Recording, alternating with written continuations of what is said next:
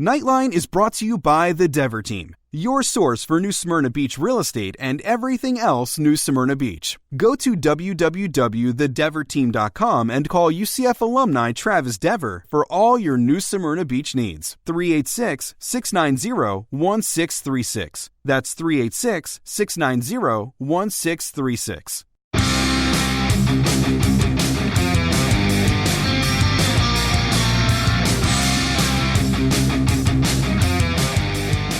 Welcome to UCF Knightline, your source for UCF sports and former player information.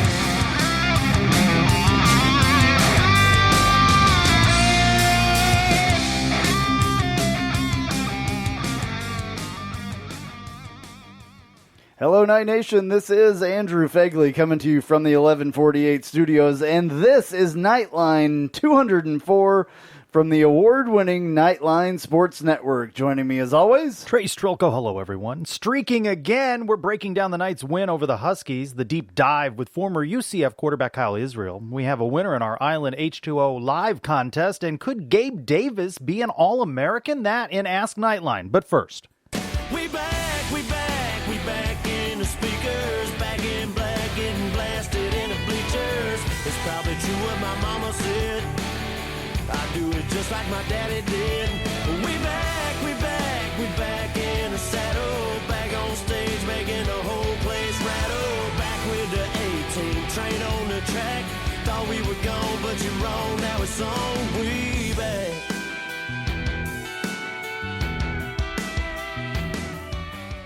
All right, Jason Aldean there. That is my new favorite song, by the way. Catchy. We Back by Jason Aldean. All right.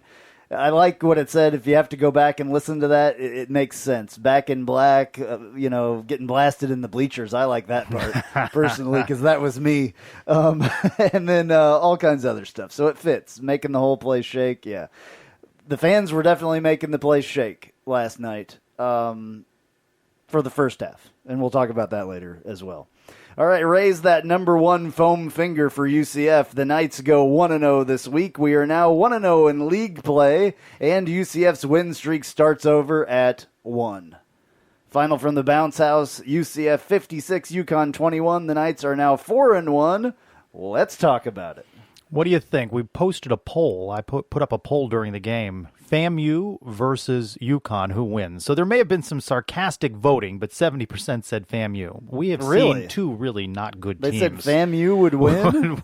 That's not a good UConn team. No. UCF did what it was supposed to do and took care of business early and often. Yeah, and it, for the people that are concerned, we talked with Kyle about this a little bit later as well. For the people that are concerned that we put all of our backups in early, we got done what we needed to get done, and we were back in the first half. It didn't matter the rest of the game. They weren't coming back. We knew they weren't coming back.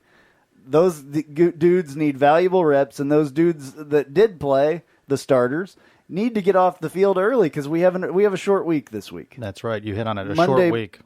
Yeah, I mean, so Heupel said, I got the clip later, but he basically said tonight's Monday night. That's right. So very short week. And for those of you who feel UCF should have put up 70, 80 I would have points. loved to have seen 70. I said that on the radio on ESPN in the morning, I said I was on the Fan Zone, and I said 70-7. That's what I wanted to see. I didn't think that that's what I would see, but that's what I wanted to see. When it was 56-14, I thought, you know what will look like style points is 63-14, and then it went 56-21. But obviously. 56 was fine. It was enough. But in the polls, out Sunday, UCF up 4 spots in AP, now at number 18, closing the gap with idle Boise State, and up 4 spots in the coaches poll, UCF at number 19. So if UCF had put up 70-7, would they be 17? No. 16? They wouldn't have passed Boise at 15 or 14. It doesn't matter. So it doesn't matter. If we would have held them to 0, would we have got another point? Absolutely not. No. I mean, what happened in the first half, 42-0, was more than enough. That's what people were watching. When you look at the box score or whatever, you see 42-0, and then, they obviously took their starters out. Maybe these upset night fans had a little money on it because that line was 43.5. Maybe they're gamblers. It was 42.5 the last time 42 I and saw. a I half. don't know, 43. But maybe that's why they're so upset. I know that there were some people that didn't take that bet, and they were lucky that they didn't. But I'm sure there were people that did. But anyway, guys and gals, listen. It's all good. This is what we needed to do. Heupel and the staff know what they're doing. Please, let it go. I mean, I got so mad. In fact, I'm not going to say the guy's name, but I'll pull this thing up because I meant to read this comment on the morning after this morning, and I did not. Every game since Hype took over as coach, we suck during garbage time. Now to non-football people, this is no big deal, as they always say, yeah, but look, we're winning 56-14. But the point is, it builds a can't-finish atmosphere, in my opinion. This is not me. This is someone wrote this. Sloppy inefficiency with the defense that's worn out. The fact that we cannot score is troubling to me as a program wanting to be considered elite. Yes, the win is great against a bad UConn team, but just don't like it every time we get up big and we fall off. Wish we would change that. And then he says, edit. Now we gave up 21. It's terrible in all capital letters for the eye tests, the perception, the whole package. You got to be kidding me. Again, what was UCF going to do? Would they move up one spot had they scored 84? I mean, this person knows nothing about college football, by the way. I have no problem saying that. They know nothing. They did what they needed to about college football. And I don't know the individual. It's horrible. My question would be, were you also critical of Bam Moore being hurt in that game because he was still in that kind of blowout situation? I'm sure this person was. Well, you know what I mean? Yeah. Right, see, how do you balance all of these many things? So what if that situation would have happened last night? What if we were up 42-0 and the starters were in and someone gets and hurt? Dylan goes down and that screws our season? Then the fire would have been directed at Heupel for keeping It's going to be Dylan at Heupel Gabriel. anyway because he's lost 2 games in his entire career at UCF. 2 of his last 6. But I digress. Oh, no, I knew that would fire you Still, up. this is ridiculous. The game on Friday. Everybody needs to take a step back and take Cincinnati. a deep breath. Game on Friday at Cincinnati. Yeah, how that's much a big longer game. do you want these guys? This is a quick turn. Yeah. You know, they fly out Thursday Right. for this game. So everything moved up on the schedule. So why Same for wouldn't- Cincinnati. Right. You So know, why wouldn't you take your starters out as quickly as you possibly could have? If they would have taken them out in the first half or in the first quarter, what would people have said then? Oh, they played a quarter. What is this, preseason NFL? You know, they would have said something like that. I mean, there's a clear difference between our first and second strings. every program in the country, there's Absolutely. a clear difference between the first Especially and when second you do mass freaking substitutions. Normally, when you play second string people, it's 1 or 2 of them at a time, maybe like a package. It's not the entire freaking team. And that was against their number 1 offense. Their number 1 offense was in there all night. There were substitutions, a different quarterback. That's the quarterback they're going with, by the way. That's right. The one that played the second half. From now on, he's been through 3 quarterbacks already this year. But people, please, just relax. Can I make a mention about UConn releasing Sunday that they've adjusted the game time for their football game this coming Saturday to high noon against the Cows? Go UConn. Okay. Absolutely. But this is the first I've ever seen of this such reason. It was originally scheduled for 7 p.m. It is being moved to noon as a safety precaution. After receiving guidance from the Connecticut Department of Public Health, the university has moved it because of mosquito-borne Eastern equine encephalitis virus, which has been spotted. I'm not making this is on their website. Wow. It's been detected in 21 Connecticut cities, and they don't want the game played in the evening. So this game will be at noon. And on UConn's website, there's a great deal of education about mosquitoes being more and my active God, at wear dusk. your mosquito spray. That's all I have to say about that. I wonder Wow. if this change of plans from noon to noon from 7 o'clock will deter any fans from going out to this. I don't think there's going going to be any fans anyway, but I like what somebody posted on our Twitter at UCF_Knightline saying that they may move the game also to Comedy Central. that's funny. Now, I wish that maybe UCF would have done something about the love bugs. That's what I wish, because if you were tailgating, They like beer, huh? oh no, man! It's especially in the softball lot. I don't know if it was as bad everywhere else, but man, I mean, we were literally covered in them at one point. It rained, and then oh man, it was absolutely horrible. Love bugs. Thank goodness they will be gone Soon. hopefully for our next Oh, yeah, tailgate. by the time of homecoming, October 19th with ECU. Yeah. Oh, they were horrible. It was. I'm sure I ate and drank multiple love bugs. Unfortunately, probably inhaled a couple. Protein based? As in, I don't know. Clip But show time. I'm kind of starting to. I was kind of. My stomach was gurgling thinking about that. All right. Yep. We got all kinds of clips. We will get through these as quick as possible. There are quite a few. There are some that are a little comical. There are some that aren't. Here's this is one that's not comical. Here's what Hype had to say in the opening statement. Obviously excited about the way we played in the first half. I thought our ones did a great job in all three phases. Turnovers huge early defensively. There's more out there as far as the turnovers go too. They dropped a couple, but pleased with the way they played. Obviously got a lot of our young guys a ton of work here in the second half, and a lot of things we can do a whole lot better. Great experience for them to learn from and get better. Great experience for them to learn from and get better. You can only do so much in practice. Right. You got to be in a real game situation. So, would you rather leave your starters in there to possibly get hurt, or would you rather put your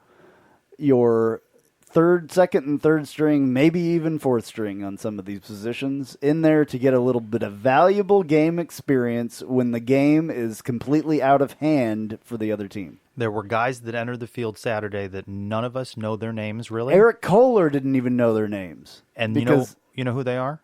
Future stars. Absolutely. On this team. Absolutely. Who got valuable reps in this game, other games, FAMU game, right? Yep. That we don't know who they are. How do you think you end up getting the players that you get? They've got to get time in actual game situations. And there's, I'm sure when they're recruiting, they're like, we will get you in a game this year. You may not start, you may not play very often, but we will get you in a game. You have 4 games as a freshman before you burn your red shirt. You have to redshirt people, number one. You have to. And you have to promise them, I'm assuming, that they'll get in some games. I know that goes on. Speaking of, who got into the game? Oh, you know what? I got something for that.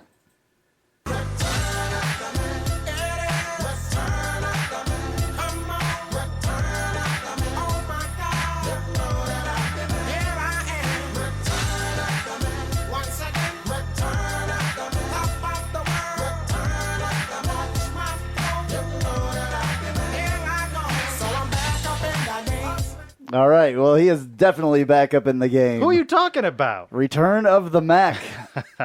Daryl Mack. He got a good applause. I'm really glad to see him get into the game. I was so happy to see him not limping on the sideline, because that's the last couple times that I've seen him. And I was, the first week that they said that he was available was our last home game, I believe.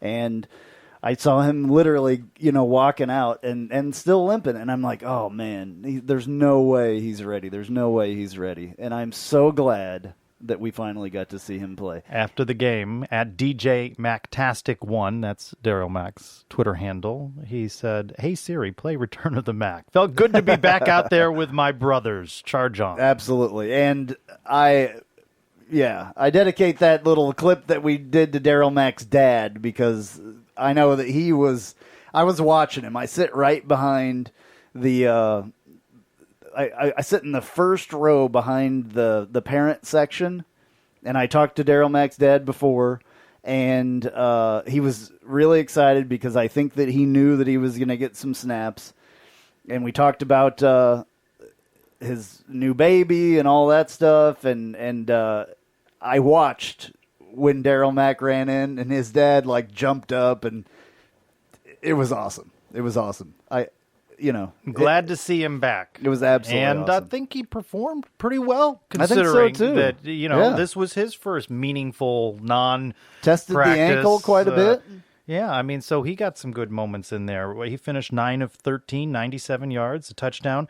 What I liked was that he ran 6 times for 35 yards. Right. I'm kind of missing that a little bit with Dylan Gabriel so far. I missed the running around because we had seen that for so long with KZ, and then Daryl Mack came in and did that, and so I'm kind of missing that part of the game a bit. But it might add a little bit of a different element if you threw him in there a little bit. It's not going to happen with Brandon Wimbush, I don't think. I think that was practicing pregame with the wide receivers. Yeah. I think that horse is ridden into the sunset, yeah, I'd say personally. At this point, yeah. I think clearly, Daryl Mack should be number 2. Clearly. So, I held off doing something. I joked about it on Twitter during the game where I wrote quarterback controversy when he came in. I was kidding. There's no controversy. And I'd drive Libby in Georgia insane if I posted who should start Saturday or start Friday. No. You know what? Because I'm not trying to fuel a quarterback controversy. No. I'm glad to see Daryl Mack back. And as we have learned with injuries to Mack, to KZ, you've got to have that quarterback ready, and you have no idea when you may need Daryl Mack to come in. And we have had confidence in him after what we saw him do in the American Athletic Conference Championship game last year and other moments. And it's good to have him And back. I am perfectly fine without Dylan Gabriel running around out there more than he needs to. I'm perfectly fine with it. I don't think. I mean, I asked Kyle this question earlier. I think is Heupel gun shy to have his quarterback run? I don't think that he would be, but that's a question that I've seen asked a few times. I would be. Personally, if I was the coach, I'd be gun shy after having what happened to McKenzie, happen last year. I would be a little conservative in that thing. I mean, I know that Dylan Gabriel has such an arm, a prolific freaking arm. I mean, his arm is incredible. And I don't think people realize yet. Still. 11 of 16, 281 yards, 3 touchdowns. In limited time. Very limited time. That's the first half. Well, the time of possession. At one point, I think in that first half, they had the ball for like 4 minutes and 39 seconds. I mean, they weren't on the field very much because of the big games. I can probably find our total time of possession. The first quarter, our time of possession, 4 minutes and 26 seconds. Yeah, something around there. The second quarter, 3 minutes and 54 seconds. So if you add that up, that's about, 10 minutes of playing time? It ended up 21-51, and UCF 67 plays for 607 yards. But if you total add game. 326, that's 3.5 or 4.5, 426, 4.5, and 354. So that's 4. 8.5, 9. Yeah, not much. 8.5 or 9 minutes, and he threw for whatever it was that we just said that he threw for, and they were up 42. Up 42-0 in 8 minutes of time. Yeah, just defense came up big. Well, absolutely. And I know you were happy that Neville Clark took his one dad home. was jumping around too. He's one of my really good friends as well. So, yes, he was ecstatic. He was running up and down the aisle there, like high-fiving people. I love that kid. And I like his family and everything, so I think it's awesome that he finally, got one. A breakout game for him. Yeah, I mean, this season, he's definitely been a breakout player already. But, I mean, he holds that side that he's on most of the time pretty clear of people catching in front of him. Maybe gets a couple pass interference calls that shouldn't, but that usually aren't really pass interference. But anyway. Yeah, good to see him back for sure to get a interception like that. Let's hear what Hypes had to say on the defensive turnover. Huge. especially the week before, you end up on the wrong side of it. So it's been a point of emphasis, us taking care of it and them going and getting them. And I thought we did a good job. Obviously, some big plays in the interception game, caused a fumble, got after the quarterback. So a lot of positives. All right, cool. Yeah, absolutely. A lot of positives for the defense there. I think we've been a little low on our turnover numbers so far. And they left ones season. Out there, too. Yeah. There were some drops. So some things it was good done. to see them really get back into it as far as that goes and having multiple ones and then touchdowns scored from them as well. I think scoring defense is a really big deal, personally, to me. Let's go back a little bit. I'm going to rewind a little bit because I want to play what Hype said about the quarterbacks because we kind of talked about that, but let's hear what he had to say here.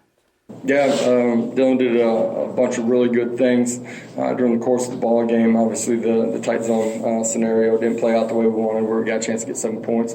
But I thought he did a lot of really good things, decisive, and some of the things that we saw on tape, were different than what we saw during the course of play early in the football game. I thought he adjusted on the run really well to what he was seeing. DJ, again, is a guy that has gotten back, been healthy, gotten a bunch of reps, and tonight was really good for him, just getting an opportunity to go out and play and his first live action of the year. Awesome. I love it. I absolutely love it. That was the clip about that. You asked one about the inside the trenches and what he thought of that. Here's your question. What did you think of the play of the team in the trenches this week compared to last week? I thought we, obviously, offensively, I thought we had more balance. We ran the football better. Defensively, I thought we were causing the ball to bounce a little bit early in the football game. It means we're getting penetration. I thought we got after the quarterback a little bit more. All positives, and again, this is just this week, right? So you continue to improve and take the good things with you and learn the lessons from the things that you got to do better. And then again, we talked about this a little bit earlier. This is a short week, and somebody asked Heupel about the short week, and here's what he has to say about that. Tomorrow's Monday. Tomorrow's Monday of game week, right? You miss an entire day. So, Monday evening, our kids come in and usually get their game plan, right, and get prepared for Tuesday practice. So it's a quick turnaround for coaches and players alike, and it's one of the benefits to getting our kids out of the ball game early. They got a chance to physically get back and be prepared when we get on the field Friday. All right, and next clip here is my Heupel of the Week clip. Didn't you used to have a sound effect or something? I don't think I did. But anyway, I like it when he answers somebody's question kind of a little bit of a smart ass, I guess I can say. Just he doesn't want to answer the question, or he kind of will make a smart remark. So this is a question that was asked to him. It's hard to hear the question, but it was basically about Randy Charlton and Richie Grant that did not play. Richie Grant or Randy Charlton? Yeah, they did not play. Is there a reason why? I would expect them both to be 100% ready to go next Friday night. Is there a reason why? No, but that's a great question. It is a good question. It's a very legit question. But what you miss in that, if you were watching the press conference that they stream live, is that he had a little bit of a wry smile about it. Like, yeah, they'll be 100%. Yeah. Which goes back to not playing everybody for 4 full quarters against UConn in a Right. blowout. And maybe you save a couple of guys. Completely. These guys want to play 60 minutes, snap to whistle, but they get dinged and nicked up in games, and the Pittsburgh game was a very physical game. And yeah, who among us is 100%? How are you doing? You 100%? I mean, I'm definitely not 100% right? So today. if you give him a little bit of opportunity to rest his body as well, the starters, give him the second half off. That's good going on the road at Cincinnati. An interesting clip that has to do with that and players getting tired. Adrian Killens had a very interesting thing. It's kind of funny, but it's so true. So listen to this one from Adrian Killens after the game the other night. The offensive line, they've been doing a phenomenal job all season, and that run actually, it parted the Red Sea, honestly. It was wide open. If I wouldn't have scored, I'm pretty sure they would have been very mad and got on me tomorrow when they seen the film. But the O-line, Coach Ellerby and the rest of the staff do a heck of a job with just putting them in positions for us to be successful as a team. They want to make big plays. They don't like to be on the field for a long time. So the UCF fast slogan, it relies to them as well, simply because they're big guys and they don't have much energy in them. So as fast as you can get them off the field, they'll love it.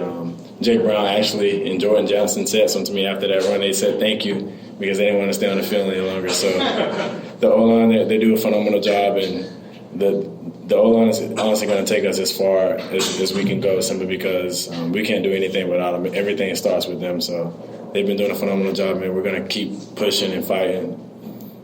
One of my favorite Adrian Killens clips so far. He's normally, and I was telling you this before, he's very thoughtful in his remarks. He thinks about them a lot before he'll say something.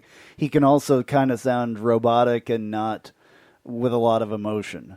But he was obviously in a good mood. He was having fun, and I thought that story was good, so I wanted to pass that along. Somebody else also asked him about, did this team this week have a chip on their shoulder a little bit?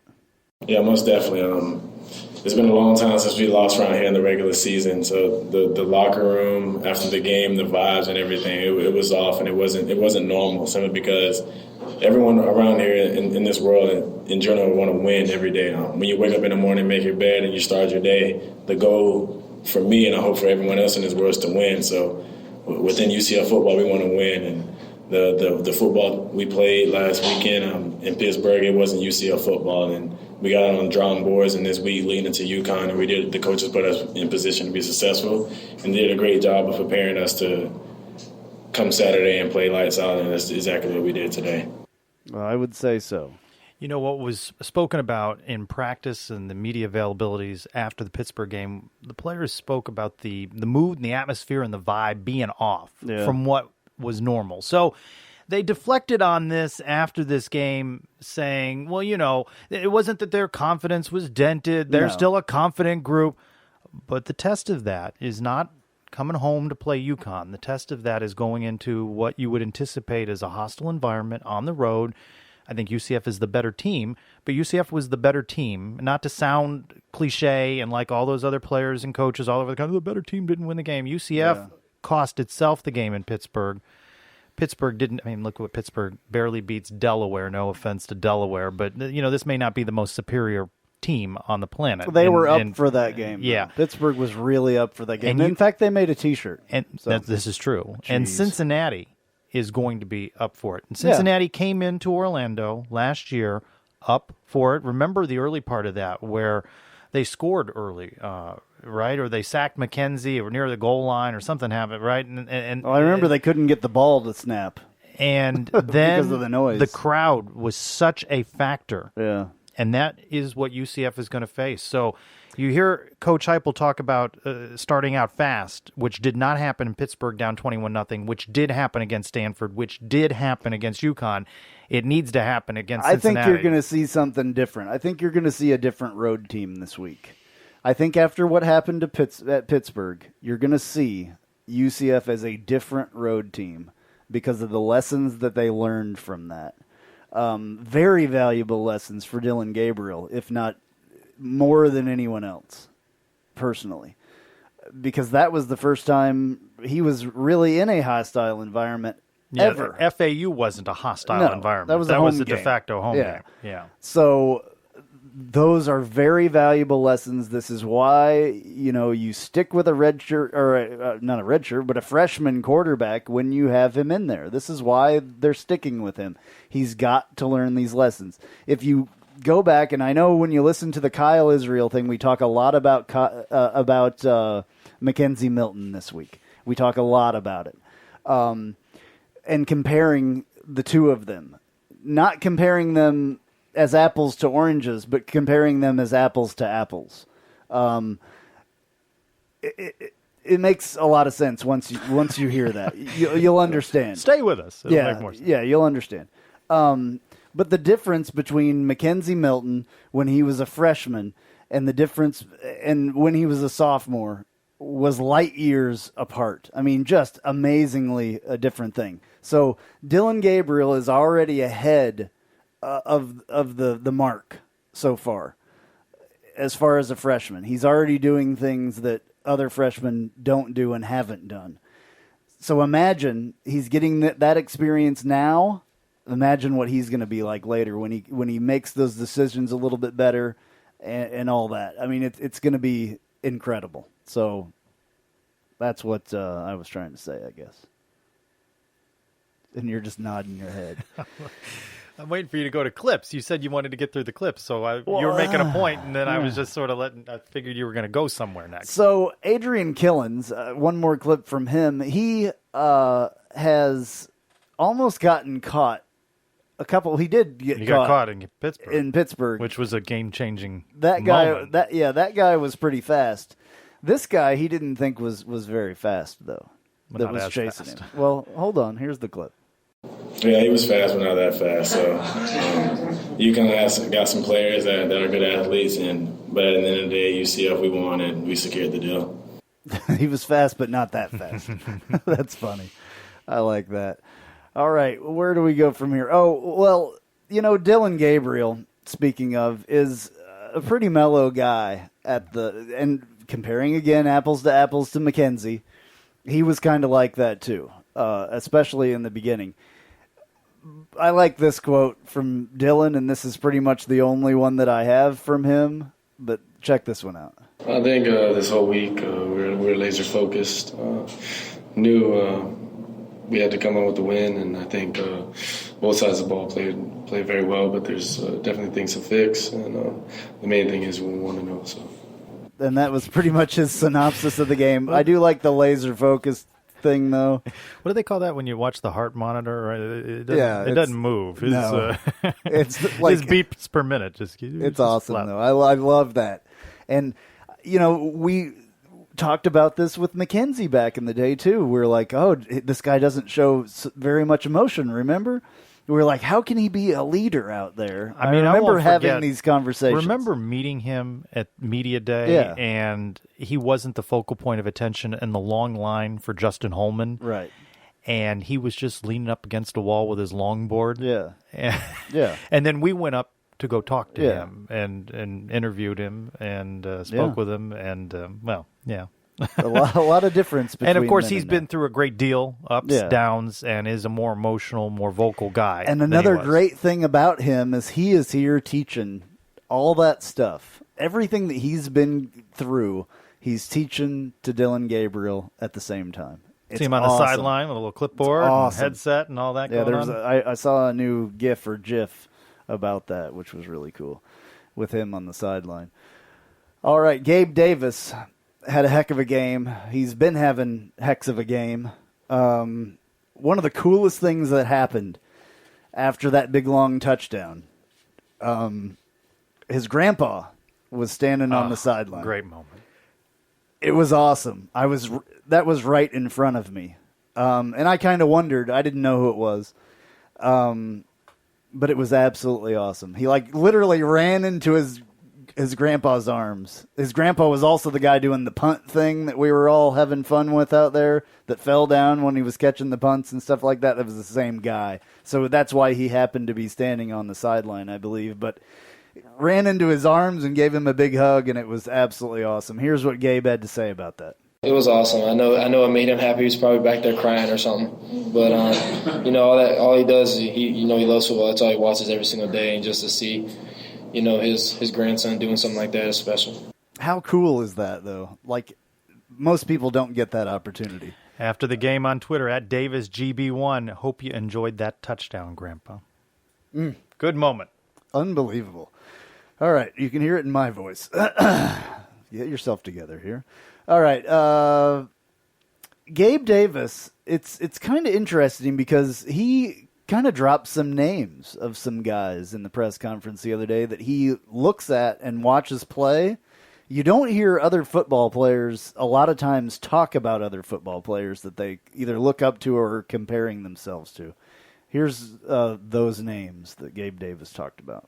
All I know is when I caught the ball, I thought of, all the other guys like Jerry Jeudy, CeeDee Lamb, Henry Ross, those guys that are, making big plays, making plays like that. I mean, CeeDee Lamb just had a big 70-something yarder today, and that's literally what was going through my head as soon as I caught the ball. That I had to do the same thing those guys are doing. It's So Gabe Davis was obviously watching some football before Mm-hmm. the game.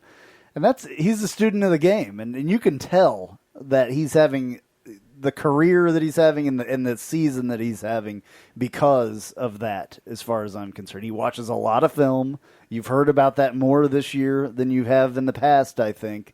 But it's obvious that he's doing something. Said it before. Enjoy every moment you're watching Gabe Davis. In person, at home, on the road games. You'll be watching him on Sundays in the NFL. Enjoy watching him right now in a UCF uniform. Yep, this is it for him. All right.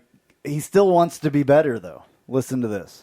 Well, I just know I have a lot of guys compete with around the country. I want to be the best out there. I had 100 and whatever yards for 3 touchdowns, but I could have had a fourth one in the red zone. That was a back shoulder throw that I didn't make, and just got to work on that this week and try to get in rhythm with Dylan when it comes to those type of throws and being able to make those plays.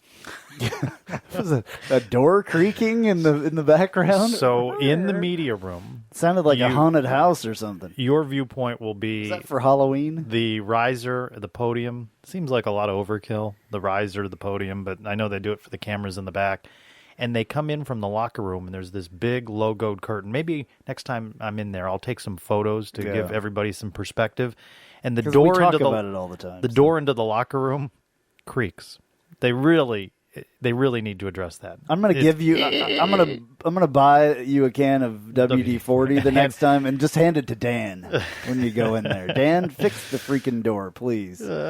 Thank you. We would be greatly. Andrew, this door drives Andrew crazy. Yeah. Here he sent this. Will that also work with the John Deere at the baseball stadium? Will it work with the wind? Will it work with the ice machine in the basketball post game? Door. Oh boy! All right, here Gabe Davis also had some comments to say about playing with DJ again. I love seeing DJ come back out there. DJ's still the same guy he was last year.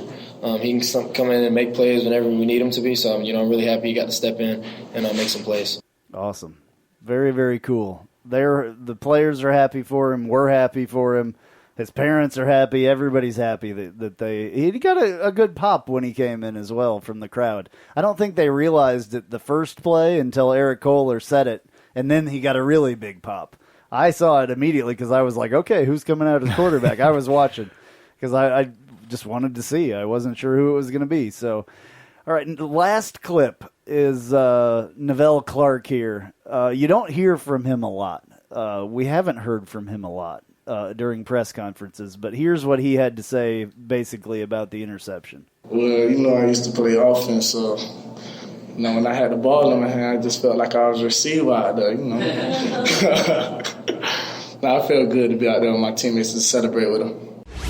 I mean, as a defense, we always try to focus on getting turnovers and negative plays. So as a defense, that's what we're about. That's what we try to do. And whenever we do that, that's when we turn up with each other and, get hype on the field. All right, and those are the Knightline clips of the week. Clips of the week.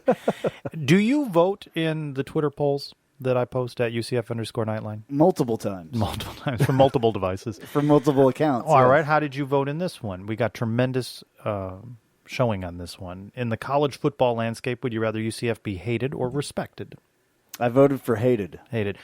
44% hated, 56% respected. Yeah. And so a number of people said, well, you should have listed feared and you should have listed respected. No, so one or the other. The next day. Yeah, when you make it two. One or the other. Yeah, so the next day I put up that poll. In the college football landscape, would you rather UCF be feared or respected? What would you vote? I didn't vote in that one, but I would rather be feared. 50-50. Really? Because they don't break it down to number of votes. So you just get percentages. Right. So 50-50 on feared and respected and I'm sorry, I wrote that wrong. It was loved. Hated or loved. Oh, okay. Hated or loved. Yeah, hated. But hated lost 56-44 to loved. Yeah. I was surprised by that. I guess people want to be loved more than they want to be hated, but I like the old saying, they hate us because they ain't us. Mm-hmm. And that's what it boils down to. When I played football, that was what I wanted to be. I wanted to be the guy that people hated when they saw me run out onto the field because they knew what I was going to do to their players. or whatever, We're in our own bubble, so it's hard to get a sense of the entire country. They hate us. If UCF is that. But remember, who's the most popular character in Star Wars? Darth Vader. Absolutely. Bowl projections out. CBSSports.com, UCF versus Colorado in the Birmingham Bowl. College football news. This one will sell a lot of tickets. UCF versus North Texas in the Gasparilla Bowl in Tampa. You gotta be kidding me. ESPN puts out two from two different writers. One of them has also Gasparilla Bowl, UAB versus UCF. The other person sticking with Iowa State versus UCF in the Liberty Bowl. So after this blowout of UConn, no one making any changes, still putting Boise State in the New Year's Six Bowl They're slot. putting them in the Cotton Bowl or whatever it is. Yes, they're still in that situation. Well, they're higher ranked at this point. They're going to need a loss, and UCF's going to need to run the table. And, well, we'll see. Yeah. I mean, we're going to see them competition versus competition here very soon, and we're going to be able to settle it on the football field. Yeah, what do you make of that? We did not have opportunity to comment. UCF with a home and home with Boise State and BYU. I love it. Love both of them. I think it's great. Now, it concerns me a little bit because it's the first game of the year, the one against Boise. But I think that will set the tone for both of the team's seasons, obviously, because knockout game of sorts. It's a knockout right? game, and it is. It's going to knock one of the teams out either way. Having a loss, these being the two perennial group of five, if you want to say it, teams going at it the very first game of the year. In a way, that's scary as well. If you're on the opposite, if you're on the wrong side of that, your season is pretty much done. Probably. As far as, getting into the New Year's Six Bowl, because there'll be a head-to-head loss on there as far as that goes. But then again, it could make the thing even more legit because we played the team that was or has been or whatever, for either side, the team that they want to beat and they're being compared to the most. So it should be a great game. I asked this on Twitter as well. You loved it, hate it, meh, you don't care. 87% said they loved it, 12% said eh, and 1% said they hated it. The 12% have no idea what they're talking about.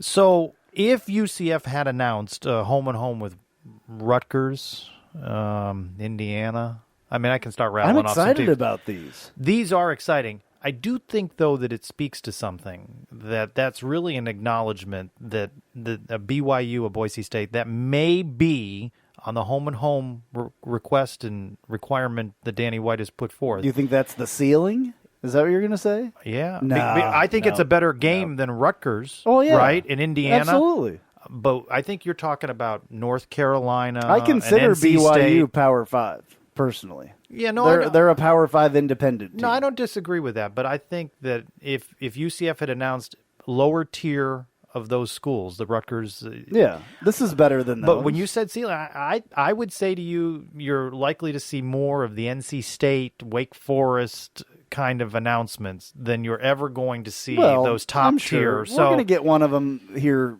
coming up. At some point, we will get one of those top tier teams. We will, no matter what it is. If it's home and home, if we finally give in, we will be booking those people. How about Florida announced their home and home with Utah? Utah, similar capacity in stadium to UCF. Remember, they didn't. Yeah, they couldn't sell enough well, tickets. They're not scared. Yeah. They're not scared of Utah. They're scared of UCF. Yeah, they hate UCF. They're scared. They hate us because they ain't us. Mm-hmm. It's what just might help that home and home with one of the bigger names is a lot of people talk about stadium expansion. I will only say to the stadium expansion talk, there was some aluminum showing. There was a lot of aluminum Saturday, showing. And that was primarily where students would be. And UCF did make a big announcement during the week of changes to the policy. There is one thing. This was the family weekend, and maybe. This is the only excuse that I've heard that may be actually true. Maybe those people were sitting those extra students were sitting with their families in other parts of the stadium. Because the families wouldn't have been allowed to sit in the student Right. section. So maybe mom or dad or whomever bought a ticket for the student to sit with them. Then there could have been even more room in the student section for those people that don't get in. That they always say that we have all these students that can't get in. It didn't seem to be the case this week. Yeah. So I don't know. I'm not sure about that.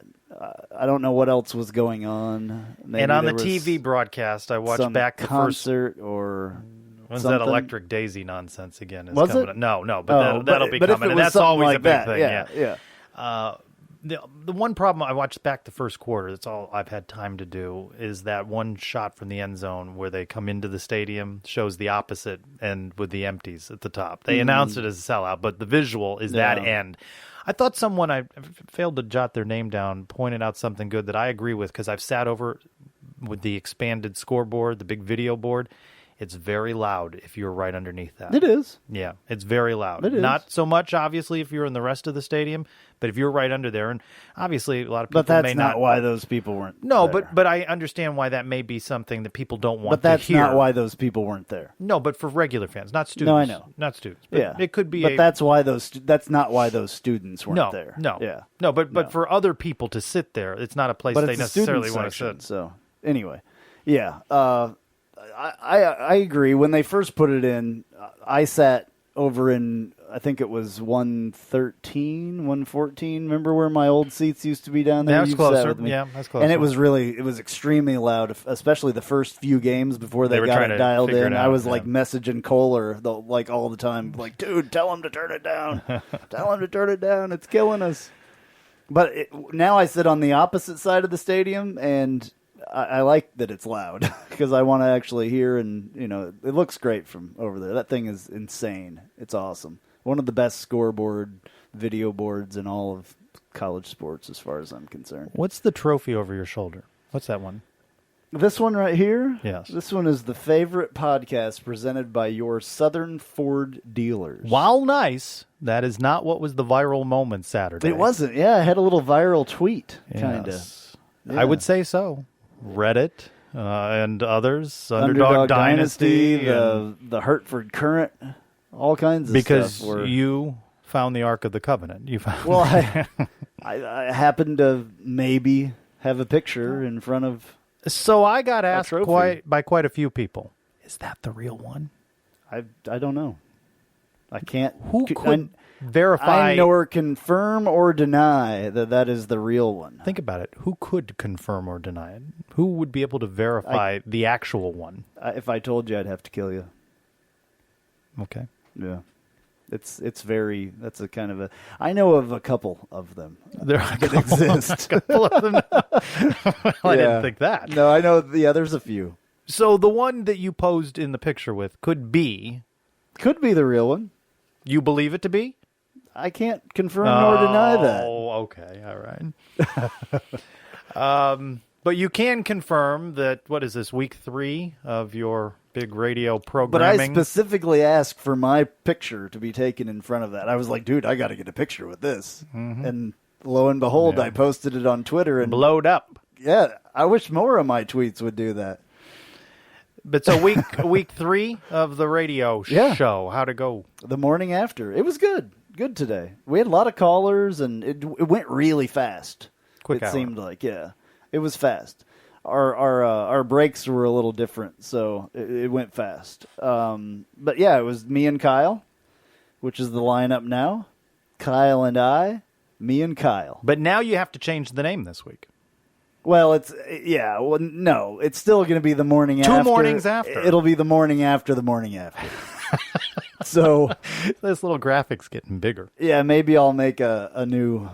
I'll have to pay for a new voiceover though. I don't want to do that. I would not. It's still the morning after. I love it. I'm having fun.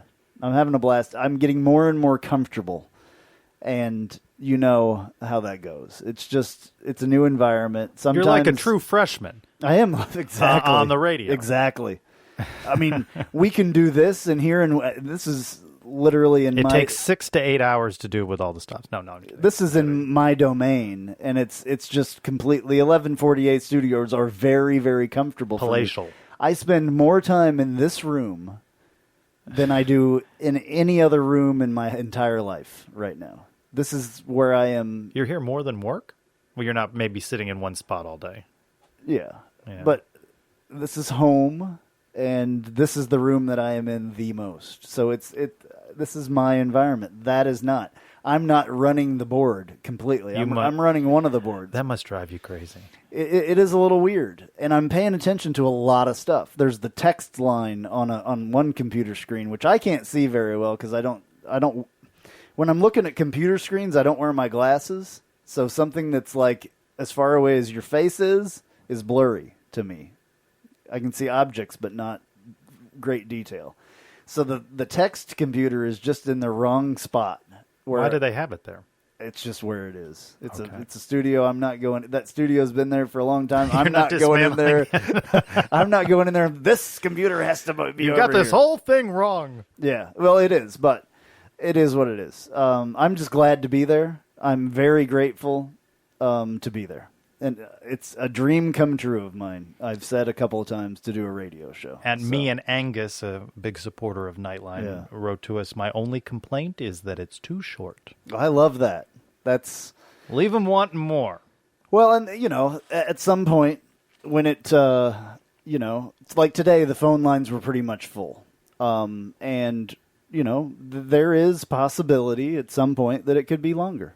I mean, there is the capability of doing that. Because it's national programming on both sides of it. So some of that national programming could maybe go away to local programming. It's possible. It's been You cannot confirm nor deny. It's been mentioned that is a possibility. So maybe later on or next year or something, it could go longer. I'm not sure what the necessary things are to do that, but that has been spoken of. So, yeah. And the whole lineup of the Knightline Sports Network, a little shameless plug. Folks obviously listen to us, and thank you for doing that. The AAC report, Jeff Allen has really found his groove with that. He's pulling really sound, which is not easy. It Right. takes time to do. Yep. He pulls sound from those coaches' calls, gets reaction. He features a game of the week. This past week was Memphis Navy, which was a good game, primetime game. And he features a reporter from one of those teams in that game. So it's a snappy show. It moves. It keeps you up to date on the AAC. And it's good UCF scouting Mike ahead. from the Sons of UCF actually called in to my show this morning and talked to me a little bit, which was really cool. And you guys know, I know most of you listen. I see the stats, so I know that most of you as well listen to the Sons of UCF, and they are doing an absolute They've got their Hypo Rewind machine. Yeah. They've got their celebrity picker. They've got job. their cow of the week. I kind of worry sometimes that they're going to overtake the flagship here. And now with Knightline Extra, Adam's doing that too. So there's an interview with the opposing media for UCF's upcoming opponent. I thank you, Adam, for running my questions with Coach Edsel this week because I try to hop on. It's kind of a collaboratory thing. Did you though. hear? Yeah. Did you listen? Did Yeah, you hear a what he little said? bit of it, yeah. He thought you might be upset No. that he's calling it the Super Friends. No. I would like to see a graphic that has us as superheroes. That would be cool. I think if somebody can sketch that out. If we could or ever something. all get a picture together, that would be awesome. I don't think it's possible. We'll Yeah. all be in the same place at the Yeah. same time. But I know. yeah, Especially you and Jeff. Well, you no, guys. we've now met. You guys There's have a picture, photographic yeah. Okay. evidence of this. Well, but Adam between needs to come Sunday here. and the middle of the week, that's everything you need to be ready. I mean, Yeah, there's two things on Sunday. And I'm going to, from now on, by the way, if you want to hear the replay of Knightline the morning after, you're going to hear that on Mondays on our normal channel here. It'll be on Mondays. Because I want you to listen on Sunday mornings, and I want you to call in. So I'm not going to put it up immediately. It may be someplace immediately, but I'm not going to put it up immediately because I want people to get up on Sunday mornings. You're not doing anything else on Sunday morning at 9 o'clock unless you're going to church, I guess. oh, it's people brunch, other things that people do. But Well, they'll have those things will have to wait. Yeah. Yeah. I want to thank Brando Nitro. Been listening since I graduated in May of 2019. Congrats on that. There was only one show I didn't listen to before the game, the Fiesta Bowl preview. Now I listen to every show that comes out because I can't make that mistake again. Smart man. Now we know why that went the way it did. Yeah. Thank you, Brando Nitro. Yeah, exactly. No, we appreciate the positive comment. Well, chatting with former UCF quarterback Kyle Israel next, we do the deep dive into this win over UConn and also talk a little bit about what to expect at Cincinnati. Hey, this is Travis Dever, Kai's Real Estate, the Dever team, New Smyrna Beach. Your source for real estate and everything else New Smyrna Beach. Proud sponsor of Knightline and Knightline Postgame Live. Call me anytime at 386-690-1636. That's 386-690-1636. Let me show you my hometown, New Smyrna Beach, UCF's favorite beach. Go Knights and charge on. Oviedo Brewing Company is the hottest microbrewery in Central Florida. Located 7 miles from UCF at the Oviedo Mall, this 8,800 square foot brewery just opened its doors 6 months ago and has already crafted 13 unique beer flavors and counting in their tap room. The tap room contains different styles of beverages, including ciders, wines, and craft sodas. Not only do they have amazing beers, they also have a full kitchen with gourmet pizzas, wings, and tacos. Oviedo Brewing has activities for each day of the week, such as Taco Tuesdays, Trivia Wednesdays, Pizza and Pint on Thursdays, plus live music on Friday and Saturday evening. But the best is Sunday brunch with unlimited beer mimosas. Need a spot for game day? Oviedo Brewing is just the place with their large TVs to catch all the live games. You'll also find Oviedo Brewing at UCF tailgating sampling beers. And OBC support for the Knights doesn't stop there. If you need a spot for UCF away games, come to Oviedo Brewing Company. You can get all the details on their Instagram or Facebook page. Follow them at Oviedo Brewing CO. Download the Untapped app, and you can find out what beers are on tap. The food menu is also available on their website, oviedobrewingco.com.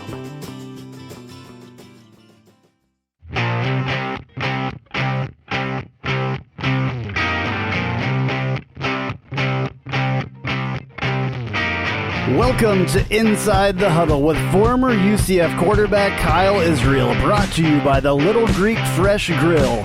Fresh, flavorful, fabulous. Waterford Lakes, 855 North Althea Trail, Orlando.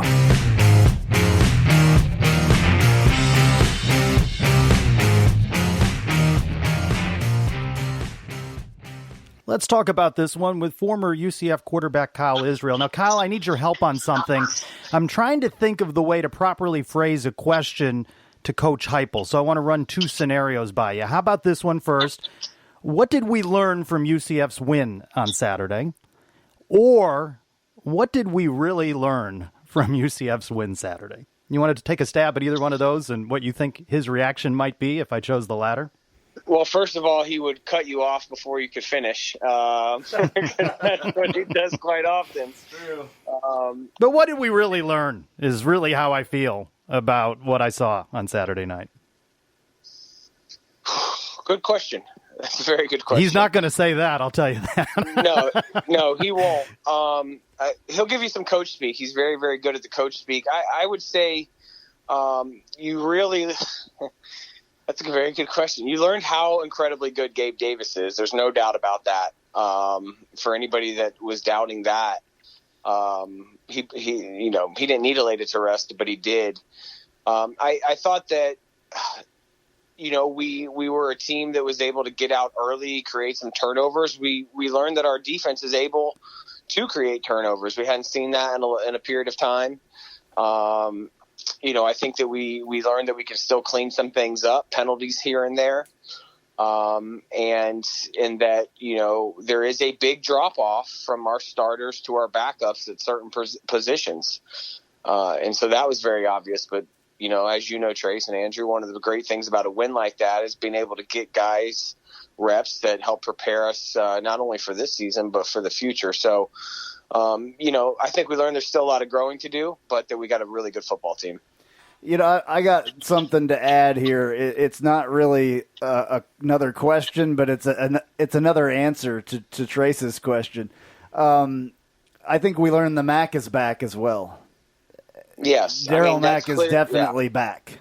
He is back. Yeah, and played fairly well as far as I'm concerned. So that's one thing that we definitely learned. Because the last time we saw him, he was hobbling around the sideline. Well, which brings me to a question that we got in Ask Knightline from Ben Stout at Big Social 32, and I pulled it out to ask you, Kyle. His question, what's your take on the vast difference in play calling from Mac's first drive and any drive by Dylan? I guess I can understand no designated runs, but I haven't seen those quick out and comeback throws called for Dylan to get him in a rhythm right away. Why do that for Mac and not Dylan? I think that when your game plan, I think that's more game planning. And first of all, Ben, great question. And Ben is awesome guy, former UCF basketball player. I think when you're game planning, you have different things that you're trying to attack on the defense. And there's certain things that the first 10 to 15 plays are going to be scripted through the course of the game. I think we actually had 42 points after just 28 plays yesterday. So when you bring a guy like DJ in who hasn't played all season, I think you do things that he's comfortable with and that can put him in the best position to succeed.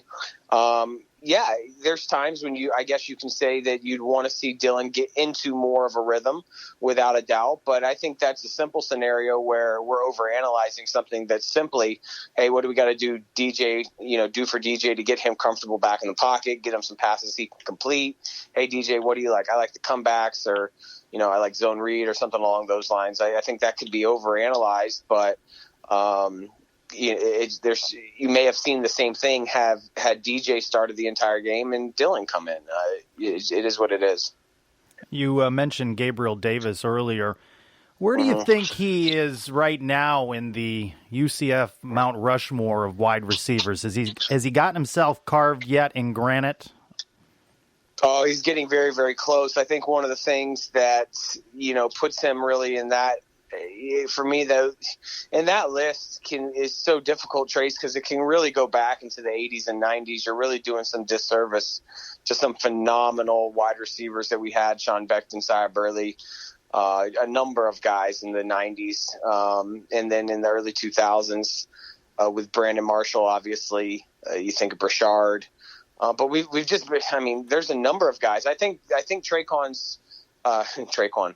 I think he's another one. I think Gabe's right there. Number one, because of how much winning he has done, how critical his attributes have been in big games that matter, that have been transcending. I think that Gabe is special. And although we may probably only have him for 3 seasons, I think he will probably end up on the Mount Rushmore with, top 2 or 3 guys in UCF wide receiver history. And you could make an argument that he is the best, just based off the amount of wins, the amount of big plays, and those things. Simply, he's right there at the top. I think I'm sorry. Kyle and I have talked already today, so I have more comments than I do questions for Kyle. It's probably going to be an issue, yeah, because we've already done a radio show together today.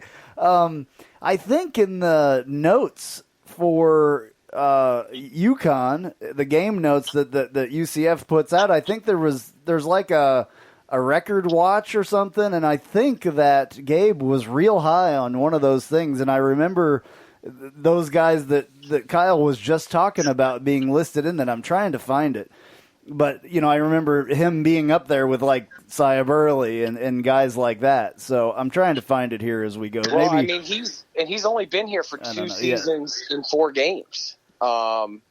And if he's already in that record-setting conversation, this university has put out some phenomenal wide receivers, NFL talent, but also a lot of guys that didn't make the NFL that were also very good. So if he's already in the records conversation after playing 2 full seasons and 5 games,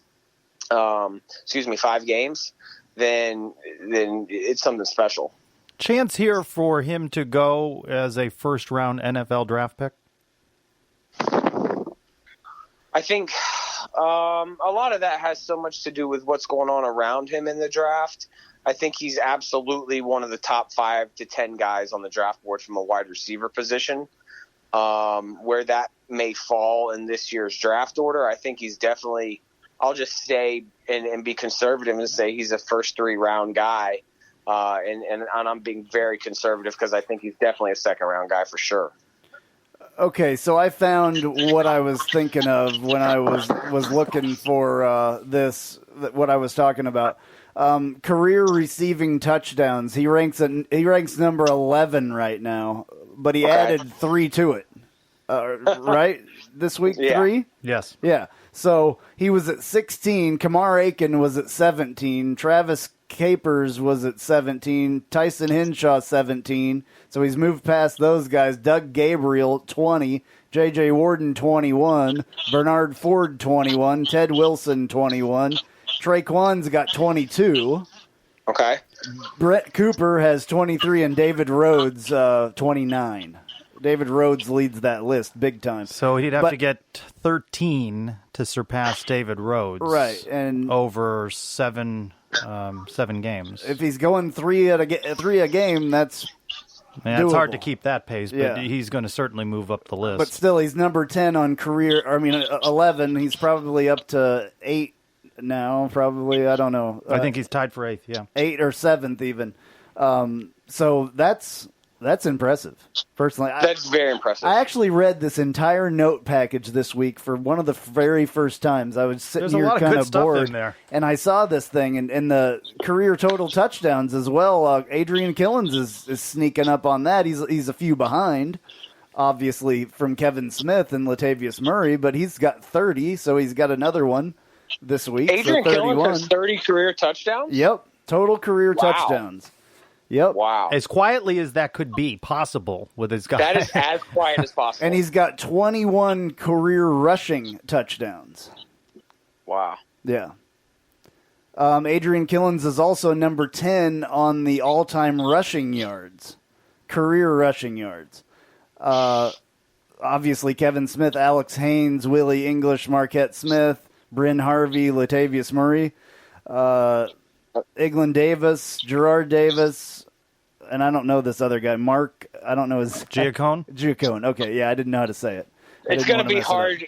It's going to be hard to get a leading rusher that was not in the O'Leary eras. Right. But he's got 100 yards to go. Less than 100 yards. In fact, he may have already taken over 9th last night. And then career all-purpose yards, he's number 7 on that list. So, I mean, well, those guys are climbing. Yeah, Awesome big time.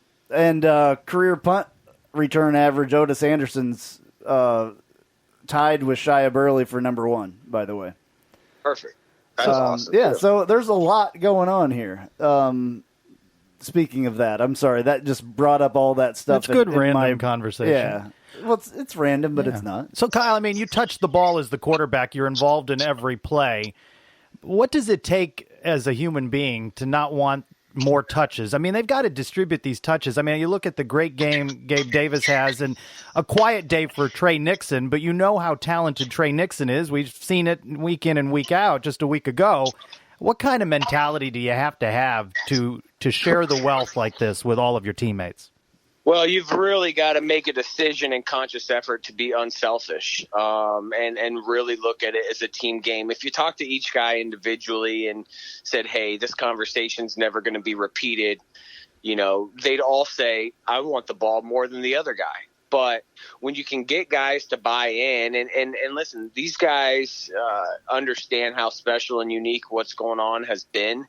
And even how unique it is to have this many really good skill players on a team. And I think that a lot of them have bought in. To be honest, if I was the guy that I think should be most frustrated is Marlon Williams, because I think he's the guy with the most potential talent that gets the least amount of opportunities to have the football in his hands. Some of that's positional at the wide receiver position, but a number of our different formations kind of pull him out of the game sometimes. And I'm not putting that on coach. It's just he's going to have his years to come. But, all of them want it. It's very difficult, I think, to manage distributing it to all of them. And so I think that's going to remain a challenge. That was my first line that I said to Coach Heupel during fall camp was, I don't feel bad for you having to figure out how to get all these guys to football. And he said it's, kind of with a smile, it's a good problem to have, which it is, but it is a challenge without a doubt, Trace. With road games at Cincinnati, Temple, Tulane, talk me down from this statement. I remain concerned about the offensive line. Am I wrong? If we were having this conversation a week ago, I would be really concerned based on what I saw against Pitt. I'm not 100% feeling, I don't think we're out of, clear of that, but I think we did play a little bit better. You look, there's plays here and there where one guy along the front is missing somebody. Now, sometimes Dylan gets a throw off, or a running back is able to make a move in the hole, or the play goes the other way, and maybe it doesn't hurt you, but it is noticeable. And so I can tell you right now that it's going to be super, super loud in Nippert Stadium on Friday night, Trace. And when you're thinking about communication between the quarterback and the line, communication between linemen, playing in a very difficult environment, those things don't just affect the quarterback and, that position. It affects, everybody, and especially the offensive line. So we definitely need to be all on the same page. I think our offensive line carries this cocky swaggerness, which I appreciate as a quarterback. I wanted my offensive linemen to be the meanest guys in the room, but be gentlemen, outside of it. I think that if our offensive line wants to have this cocky swag, then we need to continue to try and back it up. And there's guys dancing on the sideline and doing all types of fun stuff, and that's easy to do when you're up by 30 points. But it wasn't good when Dylan was getting his brains knocked out last week with 18 hits. So I'm very confident in our O-line. I know they have the ability. I just hope they keep pushing and improving every week, because they are going to be the guys that make a difference. And we have a talented group of 5 guys up there, so the expectations for them are very high. And anything I just said is only because they're capable of playing at a very high level. All right, looking at some stats, because I'm still looking at stats here. You mentioned Marlon Williams a little while ago, and then Trey Nixon in the conversation with Gabriel there. Trey Nixon yesterday 1 for 5 for 5 yards. Marlon Williams 3 for 62 and a touchdown. So yeah, I mean Marlon got his. It was I was obviously a little bit later. Trey had a bigger weekend last weekend.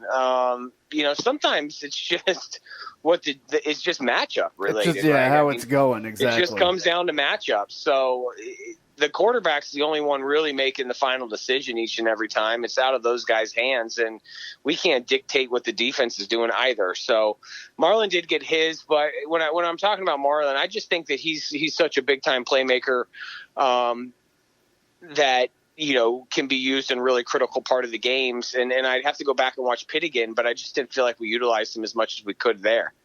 I'm going to go back to Dylan a little bit here. 11 of 16, 281 yards, 3 touchdowns, longest being 74, 1 sack. In the limited time that he was out there, those are pretty good numbers. We talk a lot about Mackenzie Milton when he was, first year and when he was in this situation. I hate to compare, but we have to compare a little bit because I think that that's what people are doing. Mm-hmm. In this situation, those are great numbers for him. Phenomenal numbers. I think that as a freshman, there's no doubt Dylan Gabriel's the better overall quarterback, certainly the better passer. Now, not the runner, I don't think, because we don't see him run. Runner. Yeah, and maybe that's why. That's not even comparable. Now, I don't want to discredit Dylan and say he's not capable of it because I'm not sure if he's being told not to run. Is that what you think it is? Do you think that Heupel doesn't want to get him hurt? He's gun shy to get his quarterback hurt? It'd be really hard to imagine Coach Heupel telling Dylan to never run the football. I can see some plays not being called with design runs, but for him to say, hey, man, I really want you just to either throw the ball away or put it in somebody's feet or just don't take the hit. I don't see Coach Heupel saying that. Coach Heupel, you watch him at Oklahoma, he was a competitor. He's very, very aggressive style quarterback, took hits. You can't ask your quarterback to do that, but you don't have to design runs for him. And, I think that I don't exactly know why. I mean, it's nothing that I think is being coached. Maybe some from a play calling perspective, but when you throw for as many yards as Dylan did in high school, You probably didn't run much there either. It's just almost literally impossible to do so. I'll have to look that up just to see. It'd be interesting to see what he did in high school. That stat would be interesting. But I just don't – he's not the type of player that McKenzie is. I always go back to the first thing that I ever heard about McKenzie from Coach Frost, which is that McKenzie Millen is a point guard on a football field with pads on. And that is not Dylan's makeup. You don't see that. Now, he's a phenomenal passer. He can sit in the pocket. He knows where he wants to go with the football. He's got a really sweet release. I mean, it reminds me of Chris Leak way back in the day of Florida, just this beautiful style throw. And those are what his skill set. That's what his skill set is. But he's one of the top passers in the country as a true freshman, top 10 passer rating. You go 11. You complete 11 passes. Was it 281 yards?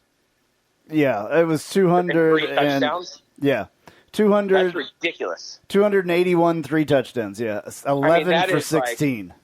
That is just ludicrous style numbers right there. Obviously, Gabe Davis had a ton of yak on one of those and whatnot. But I'm. I chuckle to myself when I think back at how difficult for me playing as a true freshman was in a different era. I'm not the quarterback that Dylan or McKenzie are.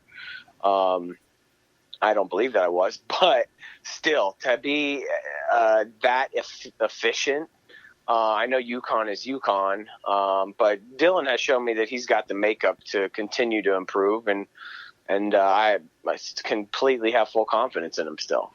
All right, you've been promoted to head coach. So, Coach Israel, you've got to balance these things out. You're up 56-0. How do you get young guys playing time without letting UConn score some garbage points? You don't want any of your starters injured. It seems like no matter what you do here, you're going to get lit up by members of the UCF Twitter mafia. What do you do? I do exactly what Coach did. I get the guys the reps. I mean, if they're going to get points and they're going to get some garbage points, whatever. I mean, seriously, whatever. We made a 4-spot leap in the polls today. If they would have scored 7 points, we wouldn't have gone up to number 17. I promise you that. So I do exactly what Coach Heupel did. I get the young guys reps. We're up by a considerable amount. The energy had kind of left the stadium, and the guys that are still. It's a little bit different as you get into week 5 now, because there may have been guys that have played in 4 games already and you want to redshirt them, and so maybe you can't get them in, but you still get all the guys in that are capable of playing in the football game, and let everything else fall as it may. The 21 points, it is what it is. You're going to get some good film. Guys are going to figure out what they did wrong. Young guys are going to improve a little bit, and you're able to show recruits that you're recruiting like, hey, we're going to get you in the game, as much as we possibly can, and we're a school where we can beat people bad enough to get you significant playing time, even if you're not the starter here. The point is that I think people are missing that are talking about the garbage time. We talked a little bit about this earlier on the show. That we did earlier today. What we needed to do for the poll people that were watching for that, the coaches and the voters, we did that in the first half. The rest of the game didn't matter. What we did. Zero. It did not matter whatsoever. And I kept telling my wife that even because she was like, oh my God, they're scoring again. And I'm like, it doesn't matter. It's garbage time. Garbage time does not matter. It doesn't matter. Yes, it makes the score look a little bit weird. It doesn't tell the story, though. What tells the story is what happened before we put all those second and third, maybe even fourth string people in there. There's no doubt. Listen, I'm a guy. I don't believe that all the AP voters are watching all the games every week, et cetera, et cetera. But I'll have a little bit of faith and believe that they're looking at least box scores, right? So you see 42-0 at the end of a second quarter or in a second quarter period. You know what happened in the football game. Our fan base needs to pump the brakes a little bit. Big time. It is ludicrous how much of a high horse we've climbed on. I mean, the stuff that I saw on social media last week, which obviously I didn't see prior to our call last week, but throughout the course of it, I started to wonder, if we need to be checked out by some specialists about who and what we are. Like, I get who we are. I feel the same thing about wanting UCF to destroy everybody and position ourselves as perfectly as possible nationally and really have like the best, scroll across ESPN as we possibly can from a score perspective. But the reality of the matter is we lost to UConn a few years back. We're talking about UConn. And we didn't win a game. Do we need to be reminded that we didn't win a game in 2015? And a lot of the people that are out there fussing, I'll call it that, have jumped on the bandwagon since then. But there's some other people that have maybe lost sight of where we've come from as well. And although I am one that can be there and be as frustrated as the next guy, don't let some of these small things that are dopamine levels in our brain like us to get tied up in during the week when we are, awesome. in reality, destroying people. Yeah. No, I agree. That's awesome, though. I'll leave it at that. All right. I got nothing Well, after I that. wanted to mention at halftime, I couldn't help but think that 40 years from now, Dylan Gabriel will be 58 years old, comparable in age to some of the pioneers that started UCF football. UCF celebrating, at that point then, 80 years of football. How special was it to see so many of those pioneers from that first team back to be recognized by Knight Nation? Extremely special. I mean, those guys really, really deserve the recognition. They've been around. Don Jonas and a number of those guys have been around the program for when I was playing, and since then, just making appearances and being there to show their support at practice. But all those guys on that field yesterday, I told my uncle who I was watching the game with, I said, those people.